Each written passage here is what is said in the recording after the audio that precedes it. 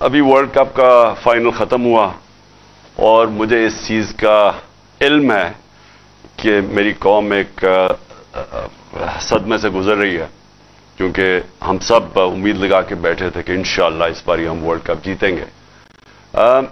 تو میں دو تین چیزیں اپنی پوری بات کرنے سے پہلے میں اپنی قوم سے کہنا چاہتا ہوں کہ دیکھیں، سب سے پہلی کہ ہار جیت ہوتی ہے۔ ٹیم، جو میں اپنی ٹیم کو کہتا تھا کہ آخری گیند تک لڑو، پوری کوشش کرو، لیکن جب ایک رزلٹ آ جاتا ہے اور انسان نے پوری کوشش کی ہوتی ہے تو پھر یہ انسان کہتا ہے کہ یہ اللہ کی مرضی ہے۔ اور یہ ہمیشہ میرا اسی میں سوچ تھی کہ ہم بڑی ٹیم نے جان ماری، اور خاص طور پہ جس طرح وہ آخری گیند تک کوشش کرتے رہے، لیکن جو انسان کے ہاتھ میں نہیں ہے، وہ شاہین افریدی کو وہ انجری ہو گئی، تو اس کا تو کوئی کچھ نہیں کر سکتا تھا، اور بدقسمتی سے اس ٹائم پہ ہوئی جبکہ اس کا وہ بہت امپورٹنٹ مرحلہ تھا اور وہ فرق پڑ سکتا تھا۔ میں نہیں کہتا جیت سکتے ہیں، لیکن وہ اس ٹائم پہ تھی کہ گیم چینج ہو سکتی تھی۔ تو وہ خیر، ہم ساری قوم مبارک دے پاکستان ٹیم کو جس طرح وہ فائنل میں پہنچی ہیں۔ میں خاص طور پہ آج کہنا چاہتا ہوں کہ جو ہماری فاسٹ بولنگ اٹیک ہے، آج میں یہ کہہ سکتا ہوں کہ جو میں نے دیکھا، بڑی دیر کے بعد کرکٹ دیکھی، دنیا میں بہترین فاسٹ بولنگ اٹیک ہے۔ ہم دعا کرتے ہیں کہ شاہین افریدی جلدی سے پوری طرح فٹ ہو، لیکن بہترین اٹیک ہے۔ ہمارے پاس بابر اعظم ایک ورلڈ کلاس بیٹسمین ہے، اور میرے خیال میں یہ اس دنیا کا سارے بیٹسمین کو پیچھے چھوڑ جائے گا ماشاءاللہ، جس طرح یہ آگے بڑھ رہا ہے۔ اور بھی بڑی اچھی ہماری ٹیم میں پرومسنگ ہیں، تو انشاءاللہ ہمیں اس میں سے مایوس تو ہم ہیں، لیکن ہمیں دیکھنا چاہیے کہ ہم ماشاءاللہ وہ ٹیم ہے پاکستان جو کہ دنیا کی اب ٹاپ ٹیم میں گنی جاتی ہے۔ اب میں آ جاتا ہوں جو ہماری اب مارچ ہو رہی ہے۔ کئی لوگ کہہ رہے ہیں کہ جی بڑی آہستہ آہستہ مارچ جا رہی ہے۔ آہستہ تو مارچ نے جانا ہی تھا۔ جب ایک حملہ ہوا وزیر آباد میں اور سب کے سامنے ایک مجھے مارنے کا جو پوری سازش تھی، تو اس کی وجہ سے جو ہوا وہ تو مارچ نے آہستہ ہونا ہی تھا۔ اور میں یہ مارچ کا پہلے آپ ساری قوم کو بتا بھی دوں کہ یہ کیوں ہے، کہ اس کے اوپر بڑا پروپیگنڈا ہو رہا ہے کہ جس طرح پتہ نہیں کیا ہم ملک پہ ظلم کر رہے ہیں۔ اپنی قوم کو یاد کرانا چاہتا ہوں کہ میرے 3.5 سال میں 3 لانگ مارچز ہوئی، بلکہ ایک چوتھی ہوئی تھی جو کہ راستے میں رک گئی تھی۔ 4 ہوئی تھی لانگ مارچز۔ تو کیا وہ غیر جمہوری چیز تھی؟ پوری انہوں نے کوشش کی گورنمنٹ گرانے کی، مقصد چاروں کا ایک ہی تھا، NRO لینا، یعنی میں عمران خان کو اتنا بلیک میل کریں کہ وہ ان کے کرپشن کیسز ختم کر دیں۔ تو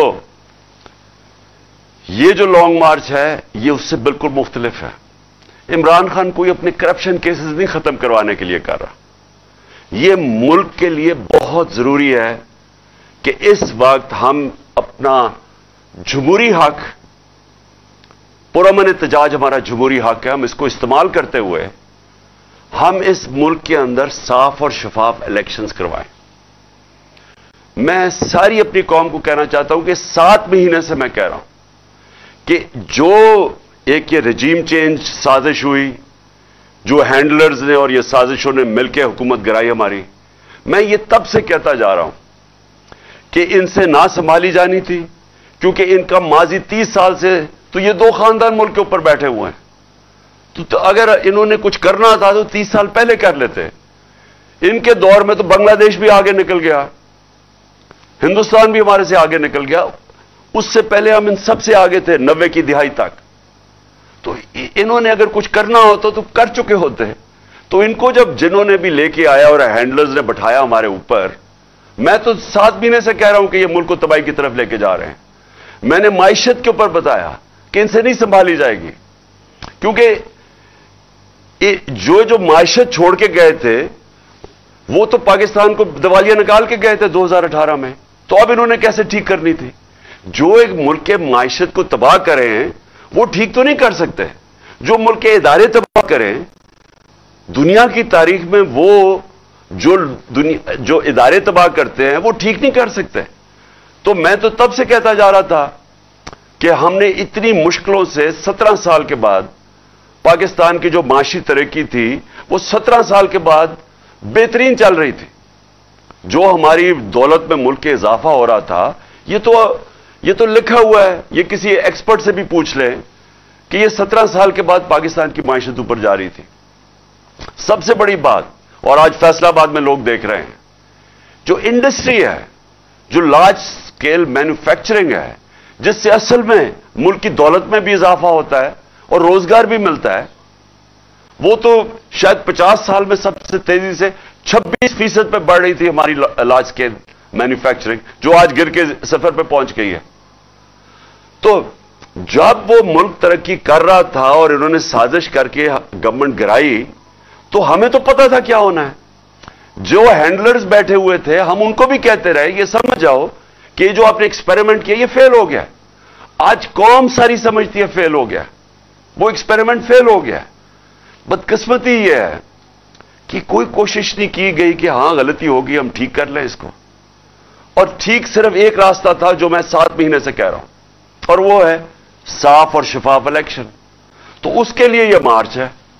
कोशिशें कर रहे हैं कि इस मुल्क के अंदर इस दलदल से मुल्क को निकालने के लिए, जिधर हर जो मायशत का हर शोबा है वो नीचे चला गया है, टैक्स कलेक्शन वो नीचे चली गई है, एक्सपोर्ट्स वो नीचे चली गई है, बैरून मुल्क पाकिस्तान जो रेमिटेंसेस भेजते थे, और खारियां वो शहर है जिधर सबसे ज्यादा लोग बाहर जाके काम करते हैं, वो जो पैसा भेजते थे, जो रेमिटेंस जिस पे पाकिस्तान चल रहा था और हमारी दौर में रिकॉर्ड रेमिटेंसेस थी, वो नीचे जानी शुरू हो गई है। नीचे जानी शुरू हो जाए तो सबसे बड़ा सवाल यह है कि अब हम पैसा किधर से लेके आएंगे कर्जों की किस्तें वापस करने पे। देखें, जब एक मुल्क की दौलत में इजाफा होगा तो वो अपने कर्जों की किस्तें वापस करेंगे, क्योंकि कर्जे तो वहीं के वहीं हैं, सूद उनके ऊपर लग रहा है, वो बढ़ते जा रहे हैं।